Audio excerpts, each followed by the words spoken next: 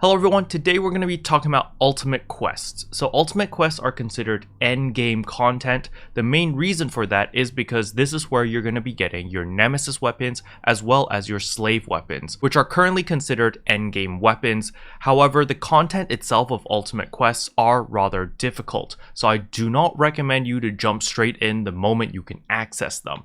Because if you look at the requirement over here, when we go to subquest and go to ultimate quest, the first two, Nefarious and Lilliput, only require you to be level 70 and above, and you'll be able to access these dungeons. However, I do not recommend you to access these dungeons at level 70 unless it is an ult and you are well equipped with the right gear and you know how to play your character. So the special thing about PSO2, which is different from a lot of games, is it's 80% skill, 20% gear. So you can have all the gear in the world, for example, my Nemesis Cougar and full circ array, fully affix, so forth and so on. However, if you don't know how to play your class, you'll be equally useless as someone who has trash gear and doesn't know how to play the game. So it's very, very important to learn your class and understand what are your damaging abilities. So for example, if you're playing a Katana Braver, you need to understand that Cherry Blossom Finale is a very big deal. It does a lot of damage. You need to know that your AoE skills, Unspoken Barbarity as well as Thriving Bellflower. You need to know how Katana combat works. You need to know how Precision Stance works. And it's just this basic knowledge of how your class works in order to maximize your damage. Because if you're just constantly casting one spell, for example, when I first started Ultimate Missions, I was playing everything wrong. The only thing that I casted was Morning Mist Reaver over and over and over again, and it took me like 10 minutes to kill a single boss. The reason for that was because I wasn't pulling my own weight. I was only casting one skill, which wasn't doing a lot of damage, and I was holding the team back. And even nowadays with my Nemesis weapon, if I were to only cast Morning Mist Reaver, it would still take around 10 minutes for me to kill a boss, especially Anga, which is very annoying because they get immunity to katanas, immunity to different elements, so forth and so on. And so it's very, very, very important to understand, okay, what class am I playing? What are my big damaging spells? What should my regular rotation be? So forth and so on. And once you understand your regular rotation, once you understand what your big hitting spells are, then you can start worrying about gear. Now, there is a minimum requirement which I personally recommend you to have before going into ultimate missions, and that would be a full Brisa set plus a Nox weapon. So we can buy a Brisa set off the market. So look, if we search it by price, this is 30,000, and it doesn't even matter that it's got no affixes. The main reason why you're buying the Brisa set is actually because of the set bonus. It gives you a set bonus if you wear all three pieces, and it just helps you a lot on survivability, and it isn't that expensive. So we can buy the entire Brisa set over here. So the first one was 30,000. Here is 10,000, so we've got 40,000 now, and the last piece is another 12,000. So you're not spending that much. You're spending like 60,000 at most to get your full Brisa set. Obviously, if you have the weapon badge ones, please exchange it at the NPC, which I'll show you right here. We can come to the shopping mall, run towards the casino, take a sharp left. We're gonna run into the red light district over here, and right here at the badge and memory exchanger, go exchange rising weapon badges, number 1, scroll to the very bottom, and you can get the Brisa set right here. This one costs 40 tokens, then the next piece costs another 40 tokens, and the last piece costs another 40. So it's a total of 120 badges if you can afford it. The reason why I'd rather pick the ones from the store over here is because they do have decent affixes. It gives you all stats plus 15, gives you 50 extra stamina, and gives you 4 extra PP, which is additive on top of the set bonus you get for wearing the 3-piece Brisa set. So this is step 1. This is mainly just for survivability, quality of life, so you can take a hit in case you do mess up.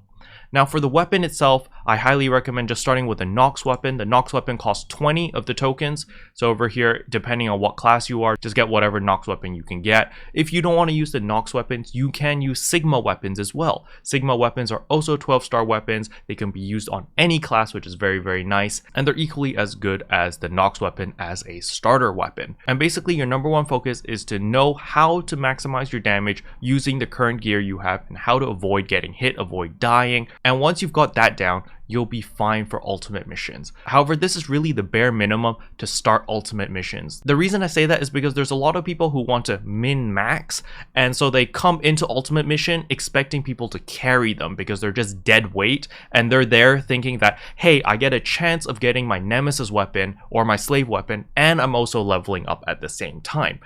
I personally don't really agree with this type of logic. The way I see it is, if you can blast through the content faster and kill everything fast and efficiently, then you'll speed up the chances of you getting your nemesis weapon and your slave weapon. And if everyone in the party is carrying their own weight, then you'll be able to blast through everything very, very quickly. However, if you have a lot of leeches, then it's going to take 10-15 minutes to kill a single boss. Everyone gets tilted and everyone just leaves the party. And as a leech, you don't gain anything from that other than cause everyone grief, which I personally don't think is a good thing. You know, why get everyone frustrated over a game, right? So I recommend people only to start ultimate missions when you're ready, when you've got the basic gear, when you can kill stuff relatively quickly and you're carrying your own weight. Now, let's talk about common etiquette in ultimate missions. So ultimate missions is different from your regular mission in the sense that you do not bring your bots. So I know when you're questing and doing expeditions, you usually bring bots with you because you don't have friends and you want the EXP buff.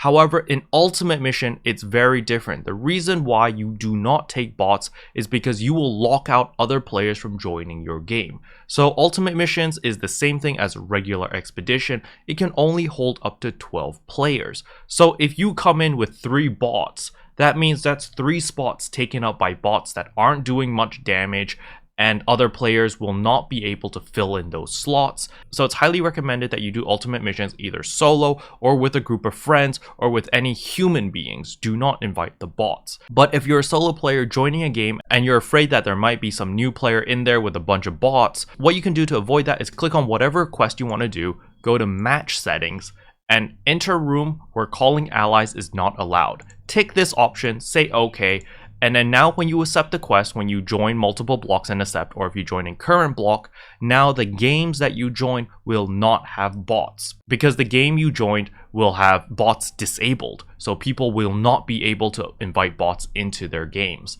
So that is a surefire way to just make sure that you join a game without any bots. Now, last but not least, I highly recommend ticking the active recruitment. Even if you have deadweight in your party, just making sure that you have 3 people in your party, so a total of 4 players, will increase your chances of getting that nemesis weapon or that slave weapon simply because of the party buff, which is a multiplicative 40% on top of all your other buffs, which is very, very strong. And you're going to need all the rare find buffs that you can possibly get to increase the chances of getting those rare weapons. The reason I say this is because the nemesis weapon and the slave weapon actually have a very, very low drop rate. It's like 0.01%.